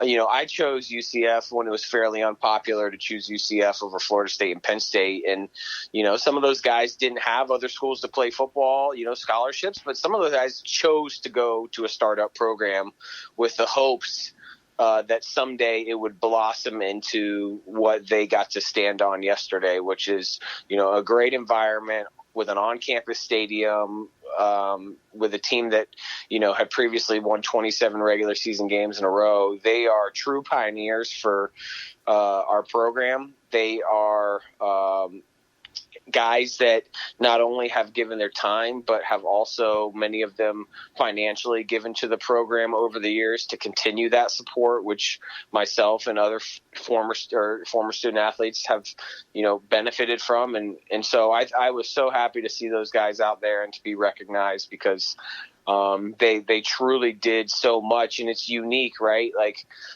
for the University of Florida to recognize their first ever football team, they probably made that recognition in the 1950s or something, and we actually got to experience our first ever team being recognized in front of us, and that's very unique in this day and age in college football.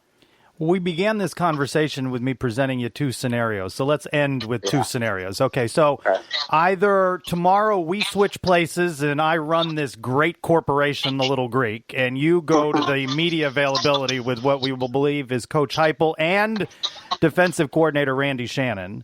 So I'd like you to give me a question that you'd like to ask, or I've got to channel my inner Kyle Israel tomorrow when I'm staring them down. What is on your mind that you want to ask these two individuals? Gosh, okay, we may have to pause the podcast for a second so I can think. That's not gonna. No matter what is asked, you're going to get the Randy Shannon glare. What kind of question is that? You're going to get, but. What's on your mind 5 games in, going into a tough environment at Cincinnati? I can't help but think that Cincinnati came to Orlando a year ago on a big college game day and a big ABC primetime showcase. It'll be the ESPN window on Friday night. They'll have a sellout crowd. And just as it was in Orlando, the crowd played a big factor, and Dylan and the team are going to have to face that adversity on the road. I got 2 questions. I got 2 questions for those guys. For Coach Heupel, I would want to know his opinion. I'd say, how much do you think Dylan grew from the loss at Pittsburgh? How critical was him playing in that game, in that environment where it went down to the end? How much can he grow from that going into a game in Cincinnati? I'd just be interested to hear his thoughts. He's obviously going to say the things that we know he's going to say. But, my point being is that game for Dylan was I think just huge, not just for this season, but just in the growth of him overall for the next 3 or 4 years. Remembering some of the mistakes and remembering, how they scored 31 unanswered by his direction. I think that game was going to be, pay dividends for him down the road. And so I'd be interested to hear what Coach Heupel would say about that. And secondly, for Coach Shannon, I'd want to know, what's been the biggest difference for our defense this season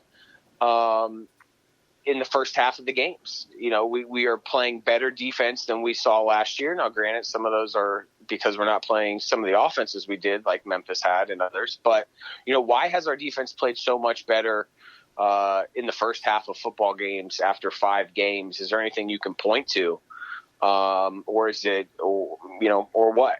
That'd be one of my big questions as well. All right. So when Coach Shannon yells at me, I'm going to go, Kyle told me to say it. Yeah, just say, hey, Kyle said that. I know he's setting you up. I'm just going to touch my ear like it's an IFB, and I'm going to say, Kyle's talking to me right now, and that's what he wanted.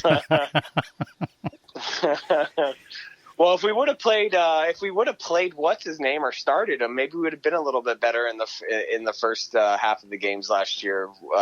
Whoever's playing for the Cowboys today, Tristan Hill. I forget his name. Yeah, Tristan Hill. Yeah, I'm not going to bring that up.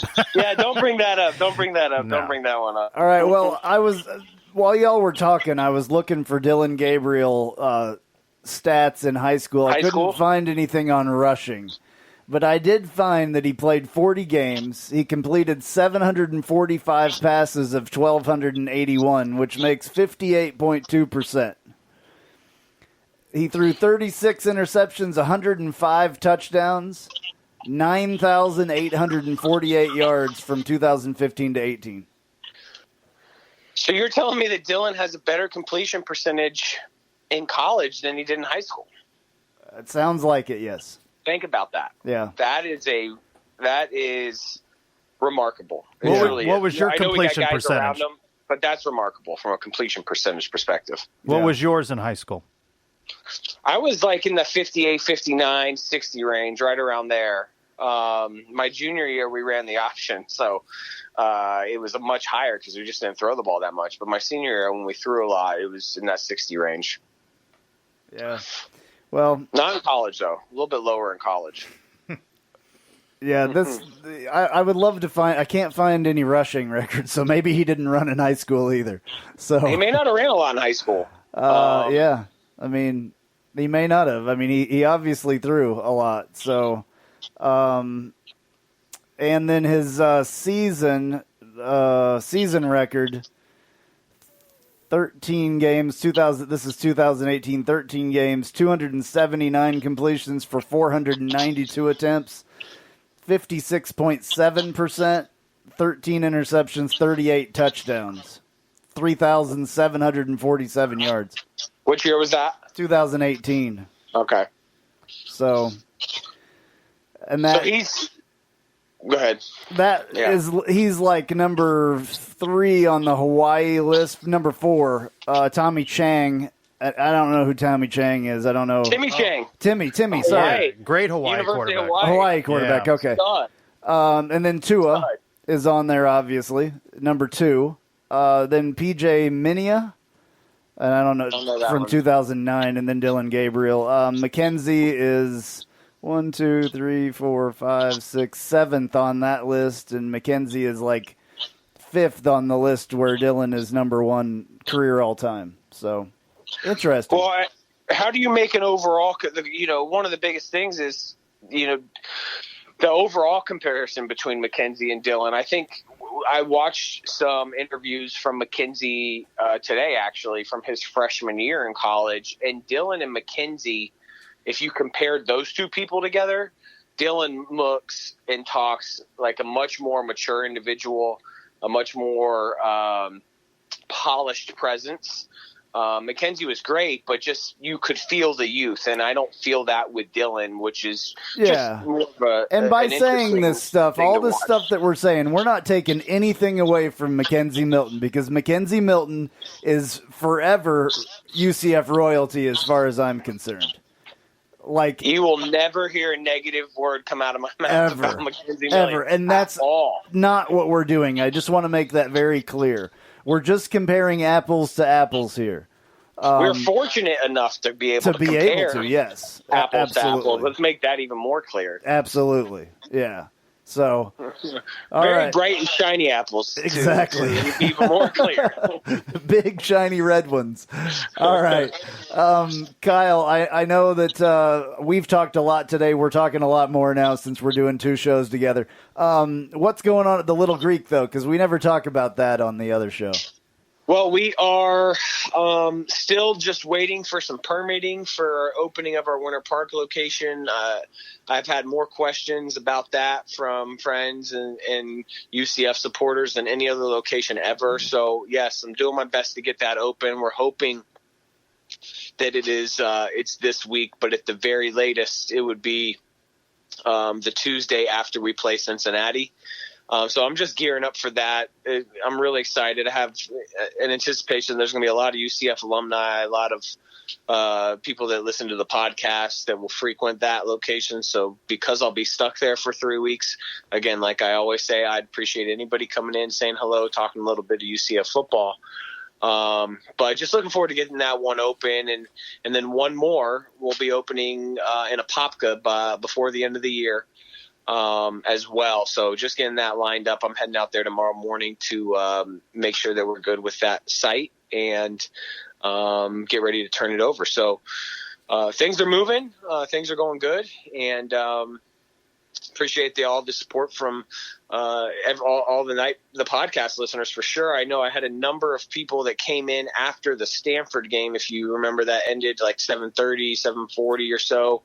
And maybe 8 o'clock, had a lot of people that came into our Waterford Lakes location. I wasn't there, but a lot of UCF alumni I could see on camera that supported us that evening. So definitely appreciate the support without a doubt. Awesome. And like the South or the Orange Avenue location, my coworkers are giving nothing but rave reviews, by the way. I've sent a lot of my coworkers there.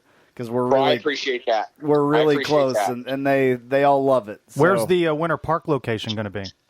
It's going to be on the corner of Lakemont and Aloma, next to the new Sprouts, right across from Winter Park Hospital. We are actually, for anybody familiar, we're right next to Bolay, which just opened, and I love Bolay.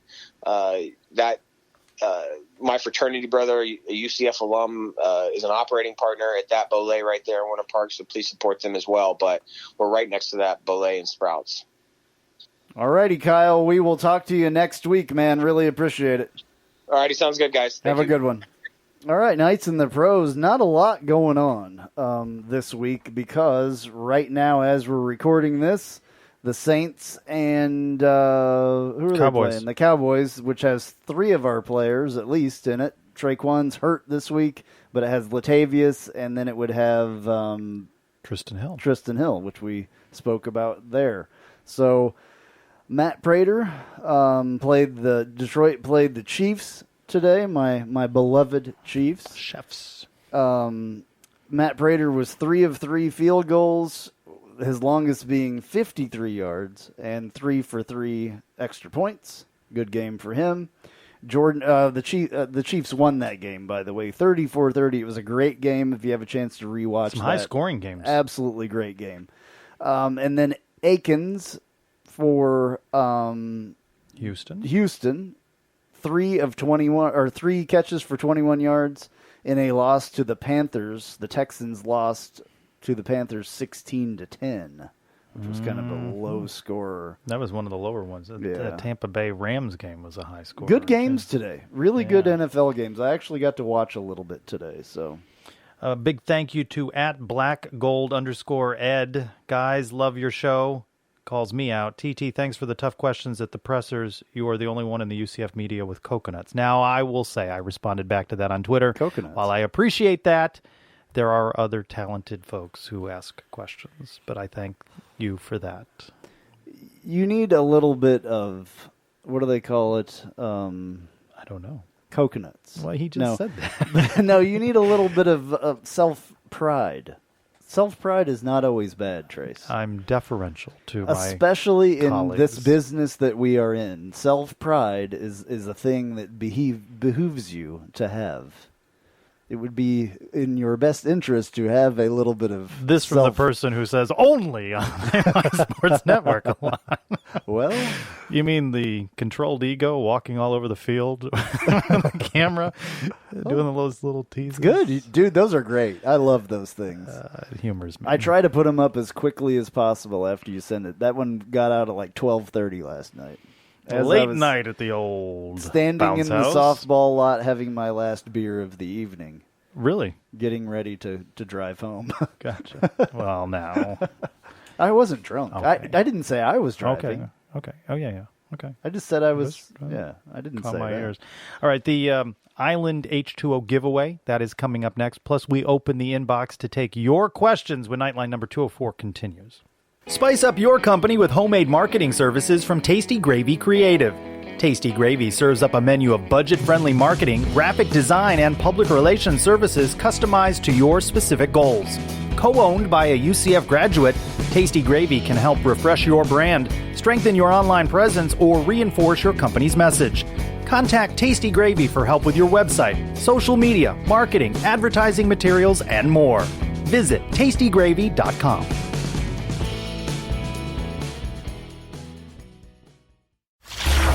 Island H2O Live, a new wave of water park. Experience the next generation of fun at Island H2O Live. You choose the music, you choose the lighting, and you choose where to share your memorable moments at Florida's newest and most immersive water park. Island H2O Live. Now open in Kissimmee, located off US 192 and State Road 429 on Inspiration Boulevard. Island H2O Live. All right, well, Island H2O Live, speaking of, we have a winner for our contest for a 4-pack of tickets to Island H2O Live. Congratulations to UCF Gal 03, who gave us a 5-star review. Thank you for that, and who wrote, really enjoyable and fabulous content. I listen to stay up to speed with UCF and entertain me while running. With the length of some of the shows during football season. She's running a long it's a distance. good run, yeah. I oftentimes find myself talking aloud, responding to y'all, or throwing in my 2 cents. I always look forward to Mondays so I can listen to the latest show. Here's a plug. Also call into the live show. Yeah, call it. Exactly. That's what I was going to say. to- I was going to say that, actually. I was like, ding, ding, ding, wait a second. Here's a shameless plug. Yeah, if you want to talk back to me, in any way, you can call on Sunday morning at 9 to 10 a.m. If you can't listen to it on the terrestrial radio, you can listen to it on ESPN580Orlando.com and tune in and all kinds of other places. So anyway, what you need to do, UCF Gal 03, is send me an email at Andrew@KnightlineSports.com. Andrew@KnightlineSports.com. And somehow you're going to have to prove to me that you are UCF Gal 03. I don't know how, but probably not a lot of people out there listening ready to swindle us. Oh, for I a don't 4-pack know. of tickets. I don't know. But anyway, Island H2O Live is really, really cool. And if you're wondering where it is in Kissimmee, by the way, they just built this new area, and there's a thing called Margaritaville there. It's the Margaritaville Resort. It's right next to it. It's in the same kind of parking lot area. And it's where an old theme park used to be that was in Kissimmee out there. It was like something China something way back in the day. Oh, yeah. It's on the grounds China of that. Coast, was that it? Something like that, yeah. I can't remember what it was. I never went to that. But it's out there in that area. So that's where you need to go to get these tickets. So email me at Andrew@KnightlineSports.com, and we will work it out. And I will get you those tickets. So that's it? I kind of feel like giving away some more. But there's more. But there's more. So we have another 4-pack of tickets to give away. This time, though, I'm going to make it a little bit more difficult. Maybe. It might be a little bit more difficult. I'm going to ask a trivia question, a UCF trivia question, and this information is readily available out there. Don't Google it. Try and guess. Yeah, don't Google it. I would rather people guessed. Am I eligible? No. We're going to do this on Twitter because we have a lot of Twitter followers. Sorry, Facebook, but it's easier to get Twitter messages. So I'm going to ask this question. Who is the career average per rush leader for UCF? Oh, I know. You don't know that. So give me your answers It's a tough one. to that. And the first person who sends us a direct message on Twitter at UCF_Knightline with the correct answer will be the winner. So, who is the career average per rush leader for UCF currently? Okay. It's a good question. I think the answer is surprising, to be honest with you. So that's why I picked that particular thing. I was surprised when I read it. So, but guess, though. Don't just go guess. Send us your guess and then Google it if you want to. But I want guesses because I want this to be kind of fun. Is Jeff Allen eligible? No. You know why? Because he's too busy putting together the next Probably, AAC report. Yeah. Only on the Knightline Sports Network. Absolutely. Taking a look at your Knightline planner. Men's golf play underway at the Prairie Club Invitational in Nebraska. Men's soccer welcomes FAU Tuesday, the 1st of October. It's going to be October this week. That's 6 o'clock at the UCF Soccer and Track Complex. Women's soccer at number 23 SMU on the 3rd. Volleyball high noon showdown with Cincinnati on the 4th at Cincy. While women's golf competes in the Princess Anne Invitational in Norfolk, Virginia. Busy Sunday the 6th. Volleyball at ECU, women's soccer at Houston, and men's soccer at SMU. Big thanks to at Jason Vegas 22, who wrote to us. Yeah, I got nothing done at work today. Listen to the Knightline boys for the first time. Great content, guys. For the first time? Where you been for 202 episodes before you got to 203? Wow. Thank you for finally listening for the first time. Yeah. Which UCF quarterback will Nebraska head coach Scott Frost try to poach from the Knights roster? That and Ask Knightline when Knightline 204 returns. You've heard us talk about the great food at our good friend Kyle Israel's restaurant, The Little Greek Fresh Grill. The Little Greek now has franchises available. Please call 407-697-2272. That's 407-697-2272 to see what The Little Greek can do for you. Also, check out The Little Greek's newest location at 6536 Old Brick Road in Windermere, Florida. The Little Greek Fresh Grill. Fresh, flavorful, fabulous.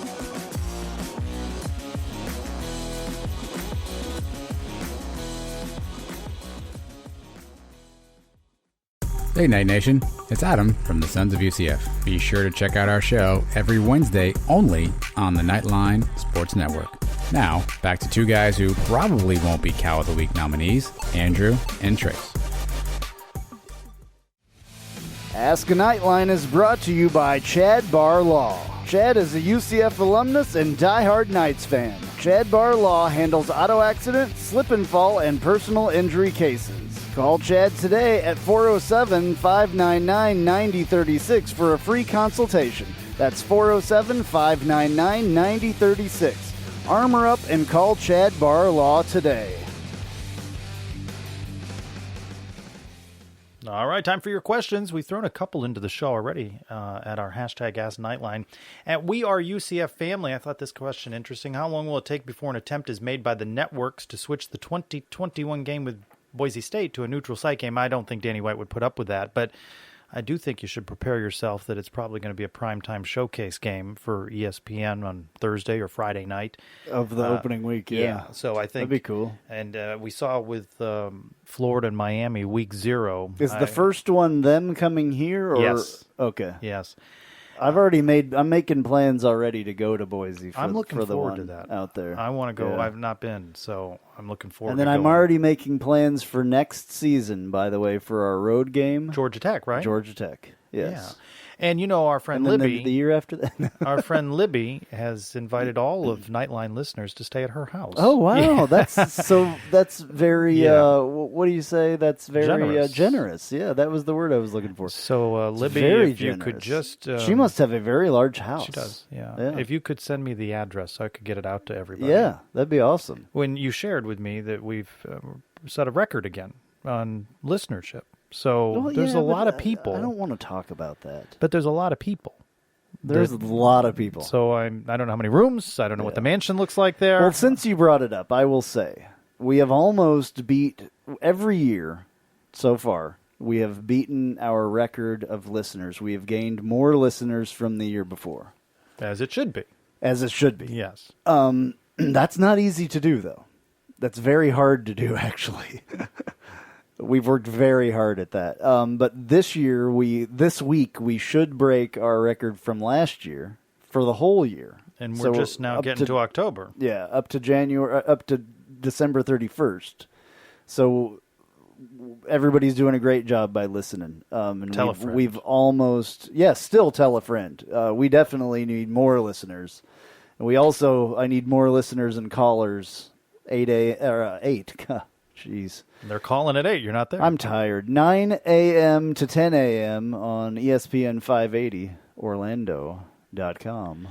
At Golden Knight _2. What are your thoughts on the fourth down calls? Between Pittsburgh and UConn, our conversion rate has been abysmal. Should we keep going for it on fourth down with that track record? I agree with you on the track record, but you got to keep trying. Yeah. You got to get good at it. I love it when we go for on fourth down. If it makes sense, if you're at a certain part of the field that it makes sense, there's no reason not to do it. So this guy, especially if you can't kick a field goal from there, if you have another down to use, you might do it. This guy at UConn Facts, who I follow, who's usually got good content, took a cheap shot at us, going for it, up 42-0. And I said, "That's your biggest problem in this game." I actually thought about that when I knew that there was going to be people, there was going to be somebody that they're trying to run up the score, they're going for it on fourth down. I knew there would be somebody. Yeah, he took a shot, and I said, "We're your biggest problem right now. Yeah, no, you're down 42-0 and just attempted a field goal. Why did they punt? Yeah, don't punt. Yeah, onside kick it all the time. Right. What do they have to lose? I love going for fourth down. All right. At Edward P. Melville, if he keeps up his current pace, could Gabe Davis be an All-American, currently 11th in receiving yards and tied for second in receiving touchdowns? Probably, yes. Yeah, I think so. He's going to be a lot higher than 11th if he keeps up what he's doing now. Yeah. I guarantee that. This is just a comment, not a question. Tied for second in receiving TDs, too. Yeah. That's pretty good. Second in the country. At Danny Pin NYC, this week will be extremely difficult, but if we're able to get quarterback pressure while containing Ritter, I like our chances. I agree with that. You got to see them in the trenches, both sides. I don't agree that this week is going to be extremely difficult. Just a 3.5-point favorite at the outset. Yeah, but sometimes those things are wrong. I don't think it's going to be easy, but I don't think it's going to be extremely difficult. I will say that if there's a struggle early, I'm going to have a PTSD moment at Pittsburgh. Yeah. So I do want to see him jump on Cincy early, quiet the crowd, and do what they do. I expect for there not to be the mistakes that were made before. We did a great job at coming back, but the defense especially needs to really be. They need to show up. Because in the first half of that game and the last half, they didn't show up. Yeah. So. The Manny Amoris exemption has been used by @BigSocial32. That would be Ben Stout, who says, if this scenario were to play out, do you think we would still be able to host the AAC championship game against an undefeated SMU or Memphis? Reminder, highest CFP ranked team host. A lot of football left for all of that. What's the scenario? I think what he was saying, UCF wins out. I think I clipped it. I didn't copy all of it. Oh, okay. It is a long way to go. I think what we've been clear on is you need Boise to lose for UCF to pass. UCF has to remain perfect the rest of the way. No. This has nothing to do with Boise. No, but he's talking about the AAC championship game. And yeah, but that has nothing to do with Boise. No, but the point is that if UCF wins out, they're not going to be passed by SMU or the West team. So the West won't host because they won't be higher ranked than us. Yeah. Yeah. They would be behind us. Right. If we win out, the West wouldn't host. Yeah. Now, if UCF loses a game, UCF could still be the Eastern champion, but then they might be chasing SMU or Memphis down the line. There's too much football left. SMU is going to implode. SMU's entered the top 25 in the one poll. So no, that's fine. But have they been able to sustain any winning there for the last 20 years? No, they were in the AAC title game a few years ago against UCF. I lest know, we but forget. That's still not sustained. And then we end with Joey Pletka. Which quarterback will Scott Frost come after to transfer to Nebraska, especially if number 10 comes back next year? I'm not answering this question. You like this question? I don't like it. Why? Why are we even thinking about that? Well, he might need a quarterback. I know, but why? No. I will say Sorry. it does surprise me in retrospect that UCF didn't lose more players to Nebraska. Yeah. I thought there would be maybe a couple of more names. And if you think about that, just the difficulty in transferring the entire coaching staff or changing over the coaching staff, lost relatively few players. The only quarterbacks that are left on this roster from Scott Frost are Mackenzie Milton and Darryl Mack. That's it. So if he's going to try to poach either one of those, I don't think it's going to happen, personally. Mm-hmm. Everybody, thank you for your questions. Yep. Hashtag Ask Knightline. Absolutely. And now, news and notes from the world of UCF sports.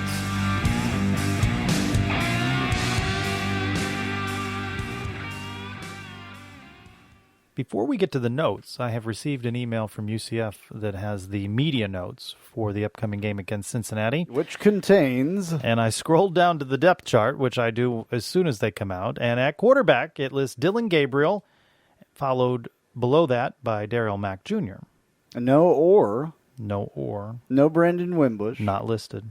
No Quadri Jones. Not listed. 2 quarterbacks. This is the depth chart, not the roster. No. Yeah. 2 quarterbacks, not an or. No or. And not 3 quarterbacks. And just so we're clear, there are ors listed at other positions. Yeah. So this is the first time for this season that there is not an or on the depth chart for quarterback or a third quarterback. Correct. And no Brandon Wimbush or Quadri Jones. Interesting. Correct. All right.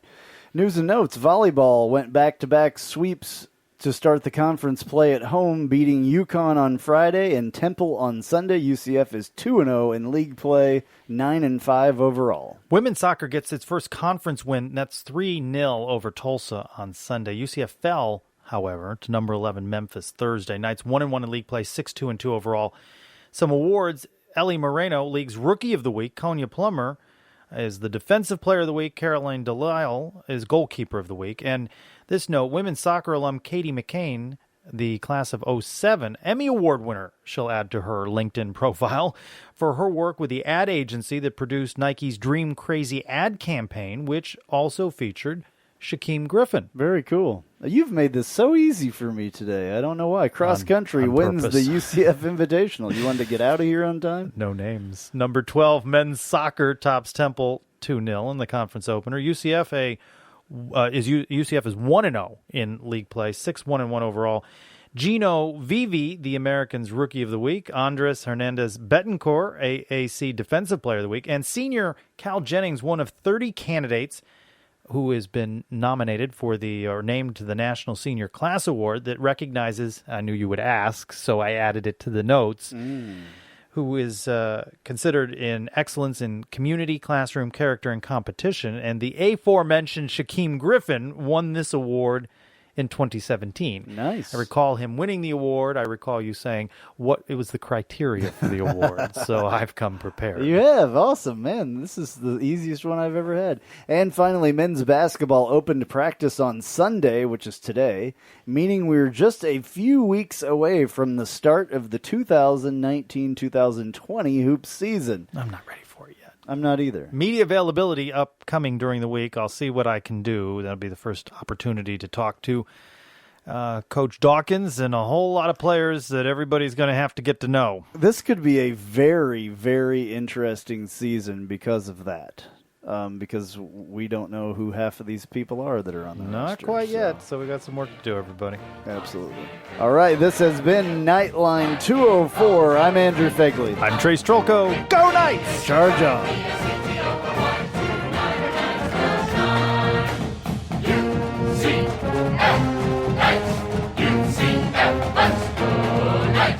UCF charge onto the field. With our spirits we'll never yield. Black and gold charge right through the line. Victory is our cry. B-S-E-T-O-R-Y. Tonight our knights will shine.